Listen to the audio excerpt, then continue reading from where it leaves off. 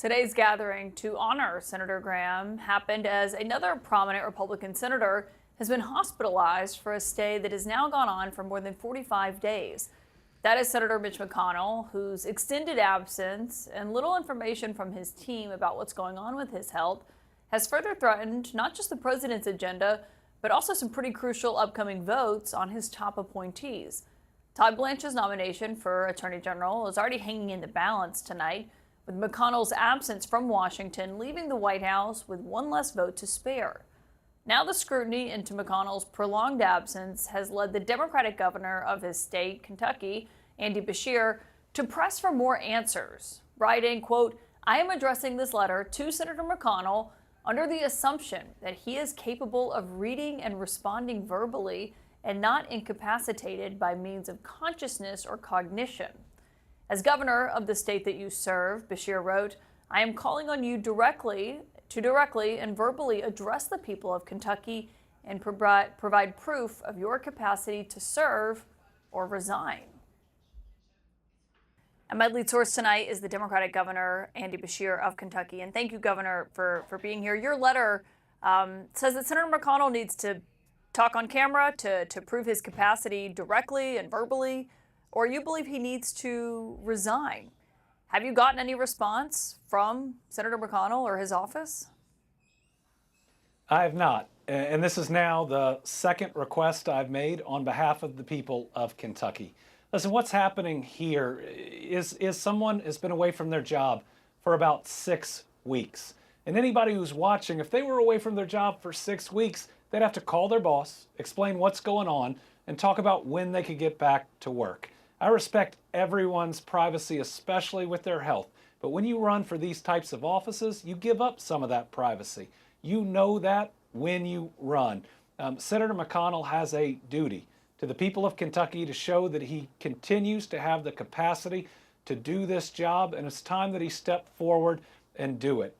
Listen, if he supposedly had a 17-minute conversation with Scott Jennings, he can call in and have a 3-minute conversation with you. He can go to camera and just let us know he's doing all right, which is what we all ultimately hope for. But it is incumbent upon him to have enough respect from the people of Kentucky and the United States of America to do the bare minimum and be honest and transparent. Do you believe that those two pictures his office released with Senator McConnell in them, do you think that those are an accurate portrayal of his condition right now? I don't know, and it's stoked even more speculation that's out there. You know, only putting out 2 statements, not doing any interviews, not calling in when supposedly you're talking to people. Those are the types of signs that people see and become increasingly concerned. We don't have any timetable for when he might get back. And so it's not like we are asking a lot. We're asking the bare minimum. And if he won't do it, it is up to John Thune and the majority in the Senate to make him do it. I think that the Senate Majority Leader has a responsibility to ensure that all of the members have the capacity to serve. Now, some people online are saying, why don't I go and try to storm the hospital? I'm in Kentucky. John Thune's in Washington, D.C. This is somebody he talks to on a regular basis. In the very least, he can give us a report on what he's heard. Or, Kaitlin, to be fair, Scott Jennings works for CNN. He can, on air, dial him up, put him on speakerphone, and we can put all this speculation to rest.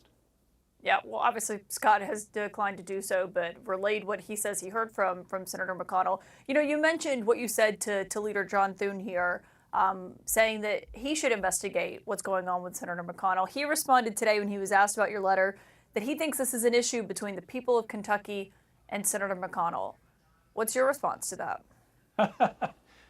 Well, you only have a vacancy in the Senate if one of 3 things happens.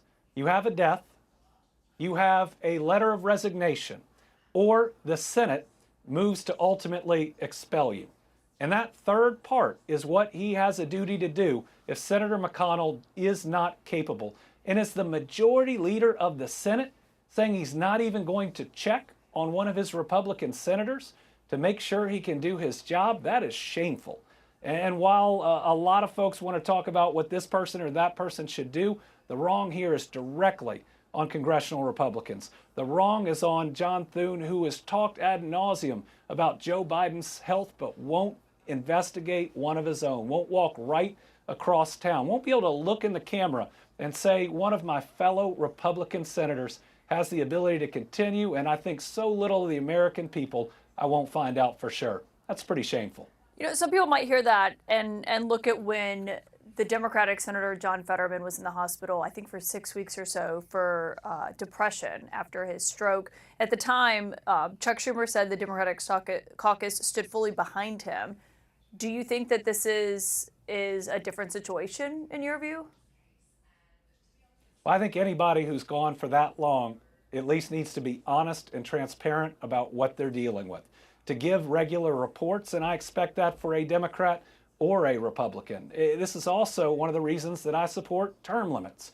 You know, it is time that we have a specific period of time where people can go into these jobs and that they're not careers, because part of what I think we have here is that Mitch McConnell doesn't think he has a boss, and he does. He works for the people of Kentucky, and he owes them an explanation.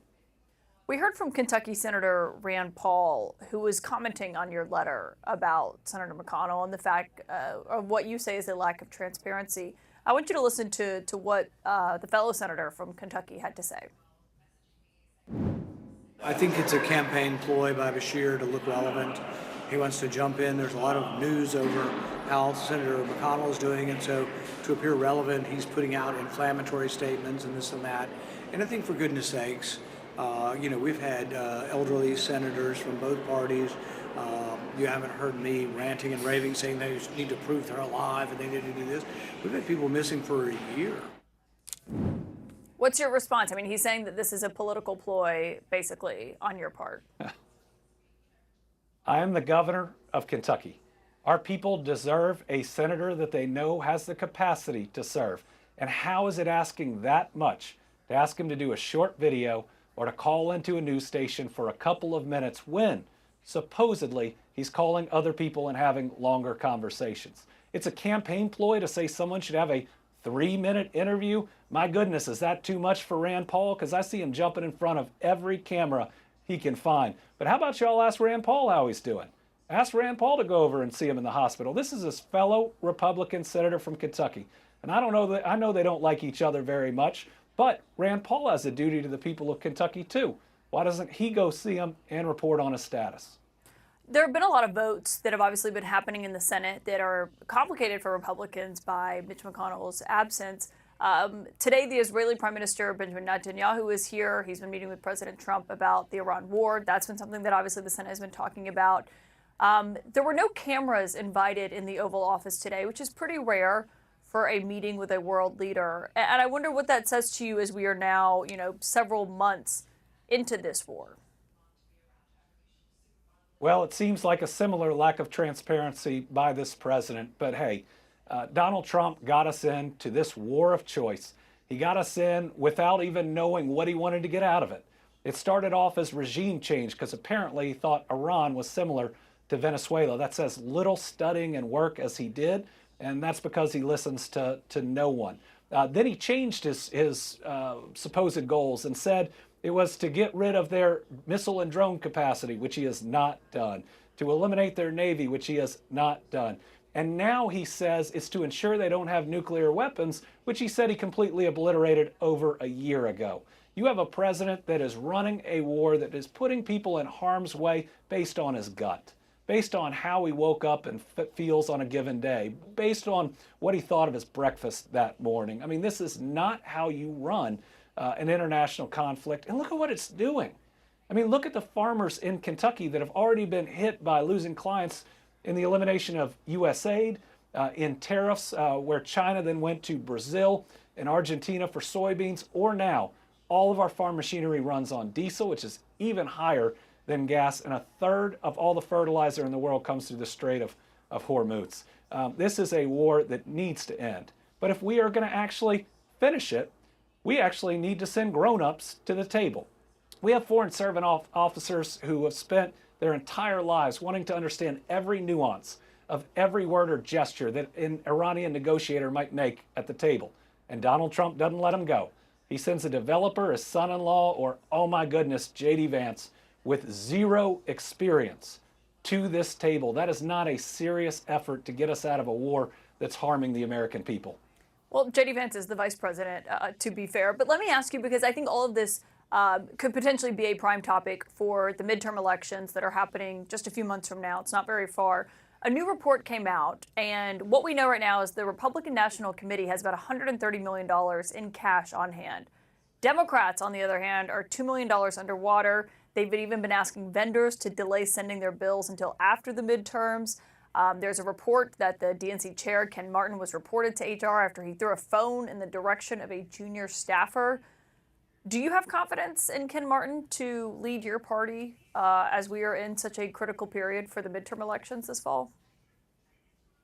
Ken Martin is going to be the leader of the DNC, in the very least through these elections. We are 100 days out, and the idea that we would change or have a new election when we have elections coming up would put far too much at risk. Yes, the DNC is behind the RNC in fundraising, but look at the DGA that I lead, raising money to win important races like Katie Hobbs' re-election in Arizona, to flip Iowa and Ohio and Nevada and Georgia. We are out there generating significant interest and support, as I know the DCCC and the DSCC are as well. Listen, Democrats are primed for this election.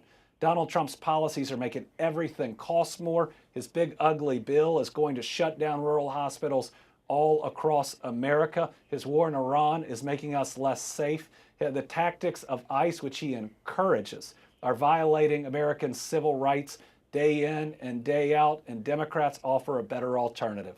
We believe in reigniting the American dream, where you can have the confidence that if you work hard and play by the rules, that you can get ahead. We want to make aspirational investments in housing so the average age of first-time homeownership isn't 40 years old. We want to make sure you feel safer in your community, not through gimmicks like the National Guard, but in actual policies that work. Democrats are primed to win big in this election, to retake the House, to make a run at the Senate, and we're going to win governor's races in places that people aren't expecting.